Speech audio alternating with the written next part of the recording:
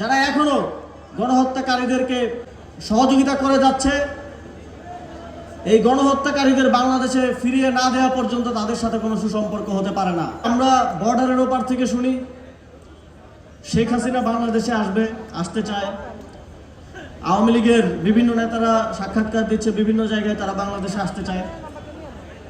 এই বিষয়ে তো কেউ দ্বিমত করতেছে না। আমরাও চাই আপনারা আসেন। এই যে আমাদের মঞ্চে শহীদ পরিবারের সদস্যরা আছেন, মঞ্চের সামনে শহীদ পরিবারের সদস্যরা আছেন, আমাদের মায়েরা আছেন, তারা প্রতিদিন আল্লাহর কাছে দোয়া করেন যে তাদের সন্তানের হত্যার জন্য যারা দায়ী তাদের যেন বিচার নিশ্চিত হয়। শেখ হাসিনা বাংলাদেশে ফিরলে সেই বিচার নিশ্চিত হওয়ার জন্য, সেই বিচার নিশ্চিত করার জন্য আমরা প্রস্তুত আছি ইনশাল্লাহ। আমরা ইদানিং শুনছি যে বাংলাদেশের প্রধানমন্ত্রী ভারত যাবেন।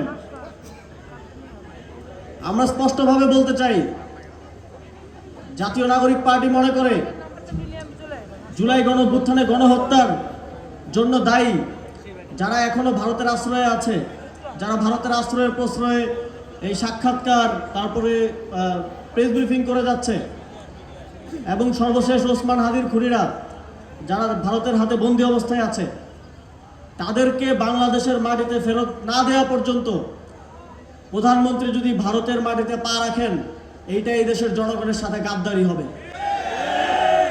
তাদেরকে আগে বাংলাদেশে ফিরিয়ে আনেন, তাদের ফাঁসির রায় কার্যকর করেন, বিচার নিশ্চিত করেন, তারপরে ভারতের সাথে সুসম্পর্ক হতে পারে।